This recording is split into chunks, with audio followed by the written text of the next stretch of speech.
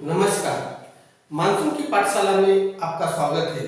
वेद monsoon का इस किताब का लेखक या डायरेक्टर मैं कैलाश अवार्ड आपका स्वागत करता हूँ। आज का सब्जेक्ट है मानसून का पूर्वाभ्यास और मानसून पूर्व अभ्यास यानी मान्सून का पूर्वानुमान या पावसाळ्यात म्हणजे पूर्वीचा पाऊस येण्याच्या 7 जूनच्या पूर्वीचा येणारा पाऊस या 7 जून से पहले आने वाला बारिश का जो सरासर मॉडल है उस मॉडल में हम आज चर्चा करेंगे। भाइयों, पुराने जमाने में मानसून का एक ही यानी माउथ टू माउथ यानी आज के तरीका या उपग्रह के द्वारा या किसी और संस्थाएं के द्वारा जो मानसून का पूर्वानुमान दिया जाता है उस तरह का अनुमान नहीं रहता था। पहले माउथ टू माउथ यानी आज ये पीढ़ी अगली पीढ़ी को और अगली पीढ़ी उसके अगली पीढ़ी को मानसून के बारे में कैसा पूर्वानुमान निकालते वो देते थे, लेकिन आज उपग्रह के द्वारा थोड़ा अपने को समझ में आ जाता है। लेकिन मानसून के पूर्वानुमान का एक पूर्वांचलित यानी पारंपरिक चलते आ रहा है एक उसका मेथड है। वो मेथड मैं आपको आज की बता देता हूं। दोस्तों, पहले मानसून एक 2-3 तरह से देखा जाता था। एक पक्षियों के द्वारा, एक तिथियों के द्वारा। और मानसून एक मार्च महीने में दिखाई देता है। मार्च महीने में उसका एक संकेत आता है। मार्च के बाद अप्रैल में एक संकेत आता है। अप्रैल के बाद मई में भी एक संकेत आ जाता है। आप बोलेंगे मार्च में कैसा आ जाता है? मार्च में एक पूर्णिमा के दिन यानी होली का त्योहार आता है। उस होली के दिन जो बारिश होती थी यानी होली के दिन पूर्णिमा आती है, वो पूर्णिमा के आजू बाजू में 1-2 दिन के सर्कल में जो बारिश आती थी उसको मानसून का पूर्वानुमान वो पुराने लोग कहते थे। दूसरा है गुड़ी पाड़वा। अभी गुड़ी पाड़वा ये है होली के बाद 15 दिन के बाद अमावस्या आती है। अमावस्या के बाद दूसरे दिन गुड़ी पाड़वा आ जाता है। वो गुड़ी पाड़वे के दिन भी मानसून के आकाश में कई ढग या कुछ बादल दिखाई देते थे तो उसका एक पूर्वानुमान समझ में आ जाता था। और तीसरा एक है अक्षय तृतीया। ये अक्षय तृतीया मई महीने में आती है यानी अमावस्या होने के बाद 3 दिन में आती है। उसी भी समय अगर पूरब की तरफ बादल दिखाई दिए तो समझ लेने का थोड़े दिन में बारिश अपने पास यानी 25 तारीख के नक्षत्र रहता है रोहिणी, उस नक्षत्र में बारिश शुरू होने का एक उनका अंदेशा रहता था। बाद में दूसरा है जैसे कि अपने पक्षी मित्र सलीम, डॉक्टर सलीम और दूसरे पक्षी मित्र है मारुति चितमपल्ली। उन लोगों का एक पूर्वानुमान था मार्च अप्रैल में ये 3 महीने में कौवे अगर वो अलग अलग 3 महीने में मार्च में बनाते हैं, अप्रैल में बनाते हैं या मई में बनाते हैं, लेकिन ये 3 महीने में अपना घाटा अगर पेड़ पे बनाते हैं तो समझ लेने का बारिश जल्दी आने वाला है। ये मानसून का पूर्वानुमान समझने का एक पहला सीधा सादा और एक पारंपरिक टेक्निक थी। और इस टेक्निक के जरिए मानसून आता भी था, मानसून होता भी था, मानसून रहता भी था। अभी ये तीनों तो जो त्योहार या अपन तिथि समझ ले यानी होली के बाद गुड़ी पाड़वा के बाद अक्षय तृतीया, दोनों तीनों का तो वो डायग्राम तो आपको समझ में अगर नहीं आया तो अगले समय में अगले साल में देख लेने का उसका पूर्वानुमान आ जाता है। दूसरा, पूर्वी लोग यानी पहले लोग जो मेरे गुरु या मेरे पिताजी जो है वो भी पहले अक्षय तृतीया के बाद हमें यानी सुबह 4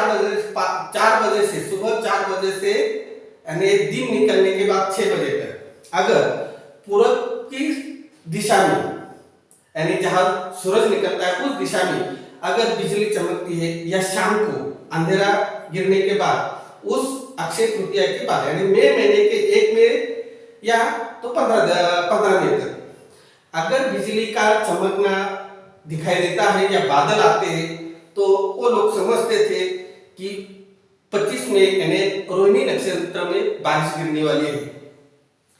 और अभी वो तो समझ में उनके आता था, अभी आपका हमारे लोगों ने उनका टीचिंग या उसका कुछ लेना वो छोड़ दिया था, इसलिए हम उसको मानते ही नहीं थे, लेकिन वो तो मानना ही पड़ेगा। अभी डॉक्टर मारुति चित्तमपल्ली और सलीम, डॉक्टर सलीम जो पक्षी मित्र है, उनके हिसाब से अप्रैल और मई ये 2 महीने में अगर पक्षी पेड़ पे घट्टा बनाते हैं, अपना घोंसला बनाते हैं, तो घोंसला बनाने का उनका एक तरीका था। बारिश कम आती है, ज्यादा आती है या आती ही नहीं, ये देखने का उनका एक तरीका था। वो कैसा था, ये पेड़ है, समझ लो, मानो ये पेड़ है, ये पेड़ का बीच में का हिस्सा और इसका टॉप। अगर पक्षी एक बीच के सेंटर में और अप्रैल महीने में या मई महीने में इधर घोंसला बनाते हैं, तो समझ लो कि 7 जून तक बारिश आने वाला है। और अप्रैल महीने में बनाया तो 25 मई में बारिश आने वाला है। ये घोंसला बनाने वाला पक्षी एकमात्र है वो कौवा, और उसका जो घोंसला बनाने का मेथड है वो तो अलग है, लेकिन वो जो घोंसला बनाते थे तो उसका बारिश कम आना है या ज्यादा आने वाली है, एक देखने का उनका एक तरीका था। आज भी वो कारगर है, आज भी दिखाई देता है, लेकिन उसको निरीक्षण करना होता है।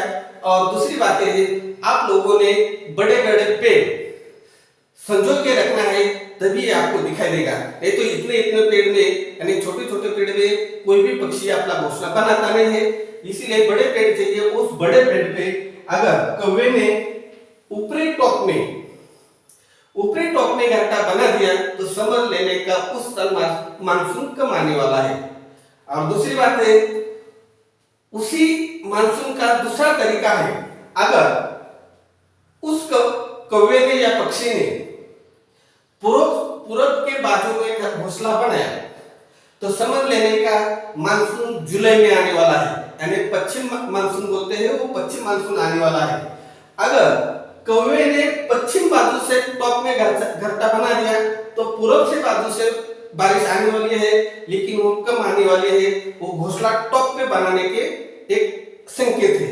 और बीच में बनाया, वो पूरब से बनाया या इधर से पश्चिम से ही बनाया, तो भी बारिश दमदार आने वाली है, लेकिन थोड़ी सी कम आने वाली है।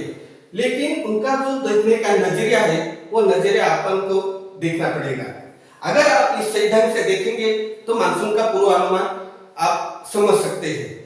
दूसरी बात यह है कि आज अपन ये समझते हैं मानसून पूर्वानुमान में कैसे समझ जाता है।